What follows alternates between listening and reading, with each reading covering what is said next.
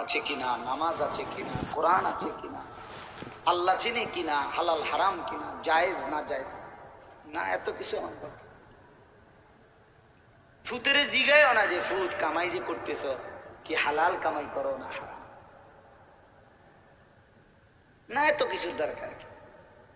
টাকা দিতেছে, খাইতেছে, ঘুমাইতেছে, বিল্ডিং করতে আসে, জমি কিনতে আসে, আপেল মালটা খাইতেছে।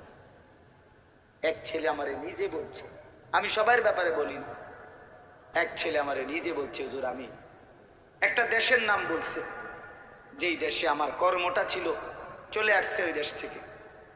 আমার বলছে, হুজুর আমার কর্মটা হলো এই মদের বার, মদের হোটেলে নারী পুরুষ উলঙ্গ জিনা ব্যভিচার করে, আমার দায়িত্ব শুধু পাশে দাঁড়িয়ে মদের বোতল নিয়ে দাঁড়ায় থাকা, যতবার তারা চায় অতবার তাদেরকে মদ গ্লাসে ঢেলে দেওয়া, তাদের হাতে তুলে দেওয়া, এর বিনিময়ে আমার মাসে বেতন 2 লাখ। মুসলমান মুসলমানের সন্তান, বাংলাদেশের সন্তান। তো এই টাকা যখন বাবা খাচ্ছেন, বিল্ডিং করতেছে, কোনো টেনশন নাই। আমি আবারও বলছি, আমি সবার জন্য বলি না, ওই বলছে দিকে অট্টা কইছি, কথা বুঝছেন না, আমি তো নাম ঠিকানা বলি না। হে আত্মীয়তার আইয়ুহাল কাতিআ, আত্মীয়তার সম্পর্ক ছিন্নকারী ব্যক্তি, আসো। এই জন্য ভাইয়ের সাথে যুদ্ধ করছো, বোনের সম্পদ নষ্ট করছো, চাচারে সম্পত্তি দাও নাই, এই জন্য, এই দুনিয়ার জন্য নাও, এখন না, এখন যা লাগে নাও। এইভাবে প্রত্যেক নাফরমান পাপীকে, হে হারামখোর সুদ করে দিগা, এখানে টাকা যা লাগে নে, নে বাটপার, এখান থেকে টাকা নে, কি পরিমাণ টাকা দরকার ছিল নে। এইভাবে রাসূলুল্লাহ সাল্লাল্লাহু আলাইহি সাল্লাম বলেন, দুনিয়ার এই সম্পদগুলো কথা বলবে আর ডাকবে, ডাকলে মানুষ, আচ্ছা এটা তখন কেরম লিখবো, কথা বোঝেন নাই, এডিজন কথা বলবে, ডাকাডাকি করবে, মানুষ কি বলবে? লোকেরা তো সবাই দাঁড়াইছে, মানুষও তো দাঁড়াইছে, তারারই তো ডাকতেছে, তো তারা কি বলবে? ওয়াকালাল ইনসানু মা লাহা, আল্লাহ নিজেই বলতেছে, লোকেরা তখন মানুষগুলো বলবে মা লাহা, এটা কি হলো, আরে এটা কি কারবার, এগুলো কথা বলে কেমনে, এগুলো কি কয়, এরা আমারে চিনলো কেমনে, আমি যে সিটার, আমি বাটফারে চিন্তা লাগলো, একেবারে পুরা ধরা, অনবিচার আচার কিছুই শুরু হয়েছে না, এখনই বেজ্জতি, বাকিটা তো অবস্থা খারাপ। মানে অর্থাৎ মানুষগুলো অবাক হয়ে বলবে মা লাহা, কি হলো জমিনে, কি হলো এগুলোর, এরা এমন করছে কেন, এরা কথা বলছে কেন? আল্লাহ বলেন, ইয়াউমাইদিন তুহাদ্দিসু আখবারাহা, আল্লাহ তাআলা বলেন, বান্দা হে কি দেখছো হবে, এই মাত্র দেখলা স্বর্ণ রূপ্য টাকা পয়সা কথা বলে, এখন না দেখবা আসল খেলাটা। ইয়াউমাইদিন তুহাদ্দিসু আখবারাহা, আল্লাহ বলেন এখন দেখবা সরাসরি এই হাসরের মাঠে তোমার সামনে, তোমার পায়ের নিচের জমিন, তোমার পুরা জিন্দেগীর কথা, তোমার যত তথ্য, ভালো কিংবা মন্দ, নেক কিংবা গুনাহ, তোমার সমস্ত কিছু রাতের কিংবা দিনের, একাকী কিংবা প্রকাশ্যের, গোপন কিংবা আড়ালের, আল্লাহর কসম জমিন সবটা এখন তোমার সামনে বলে দিবে।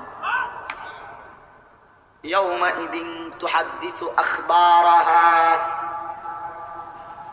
রব্বুল আলামিন বলেন জমিন সবটা কথা বলে দিবে, ভালোটাও মন্দটাও, আলোটাও অন্ধকারেটাও, একাকীও অন্ধকারেও, প্রকাশ্যেও সবার মাঝেও, সব বলে দিবে। রাতের চুরি বলে দিবে, রাতের তাহাজ্জুদটাও বলে দিবে, মদের আড্ডার কথাও বলে দিবে, জুয়ার আড্ডার কথাও বলে দিবে। সারা রাত যুবক উলঙ্গ ছবি দেখেছ, আল্লাহর কসম সেটাও বলবে, যে যুবক মালিকের সেজদা দিয়েছে সেটাও বলবে, তাহাজ্জুদ শোনাবে, আবার সবার সাথে যে জামাতে নামাজ পড়েছে এটাও বলবে, সব কিছু বলে দিবে। আল্লাহ বলেন যদি মানুষ ভাবতে চাও জমিন কিভাবে কথা বলে, স্বর্ণরৌপ্য কিভাবে কথা বলে, আল্লাহ বলেন বিআন্না রাব্বাকা আওহা লাহা, আল্লাহ তাআলা আদেশ করেছেন বলেই কথা বলে। আল্লাহ বললে, হুকুম করিলে আল্লাহর গোটা কায়নাত, গোটা সৃষ্টি জগৎটাই কথা বলে। শাহিদা আলাইহিম সামউহুম ওয়া আবসারুহুম ওয়া জুলুদুহুম বিমা কানু ইয়ামালুন। আল্লাহ বলে, হাসরের ময়দানে বান্দা, তোমার কান, তোমার চোখ, তোমার সারা দেহের চামড়া, জুলুদুহুম, তোমার সারা দেহের চামড়া হাসরের ময়দানে তোমার পুরা জিন্দেগির কর্মকাণ্ড বলে দিবে। চামড়াগুলো বলবে, চামড়া, মানুষের শাহওয়াত চামড়া। এই জন্য সমস্ত যৌনতার ঘটনা, অসভ্যতার ঘটনা শরীরের চামড়া বলে। মানুষের শাহওয়াত চামড়া। কথা বুঝছেন কি? হ্যাঁ, চরমে চামড়ার মধ্যে শাহওয়াত, কামনা, বাসনা, যৌন চাহিদা। এই জন্য যত লোক দেখবেন বিভিন্ন হসপিটালে, যত ডাক্তার চর্মরোগের ডাক্তার, তত লোক যৌন রোগেরও ডাক্তার। হ্যাঁ, চর্ম ও যৌন রোগ বিশেষজ্ঞ। এটা একই বিষয়, একই চ্যাপ্টার। চামড়া মানে আল্লাহ তাআলা বলেন, তোমার চামড়া বলে দিবে কত রাত, কত দিন নারীর প্রতি অবৈধ আগ্রহ, অশ্লীলতার, বেহায়াপনার, অসভ্যতা করেছিলে।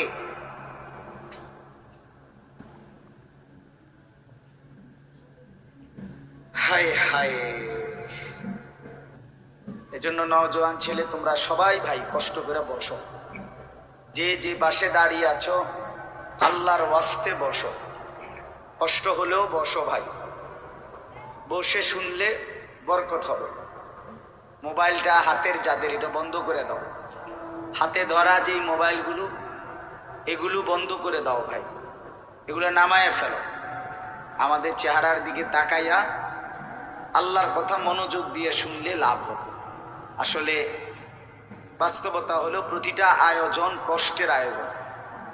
এক একটা মাহফিলের মধ্যে অনেক মেহনত করতে হয়। 2 টাকা, 10 টাকা, 20 টাকা, 50 টাকা একত্র করেই এরপরে একটা মাহফিল। এক মুঠে কেউ টাকা দেয় না, অনেক জনের কাছ থেকে বারবার গিয়ে কষ্ট করে নিয়ে সবাই মিলে মিশে একটা মাহফিল। প্যান্ডেল, মাইক, পোস্টার, হ্যান্ডবিল, বক্তা, দাওয়াত দেওয়া, ঠিকমতো আসা, মেহমানদারি, আপ্যায়ন, সব মিলাইয়া অনেক কিছু, অনেক কাজ থাকে, অনেক পেরেশান। আমার মাদ্রাসায় আগামী 14ই ডিসেম্বর মাহফিল।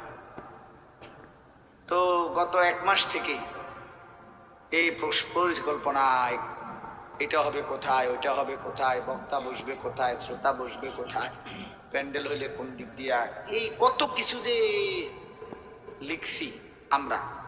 তো এতে বোঝা যায় যে অনেক কিছু। এই সবটুকু কষ্ট করে যদি শুধু কেবল আসলাম আর গেলাম, কিছুই শুনলাম না, বুঝলাম না, কিছু গ্রহণ করলাম না, কি লাভ হলো ভাই? এই কষ্টের এই ইন্তেজামের মধ্যে ফায়দা কি? এই জুয়েল, ওর কথা বারবার আমার কাছে বলছে, মাঝখানে আমি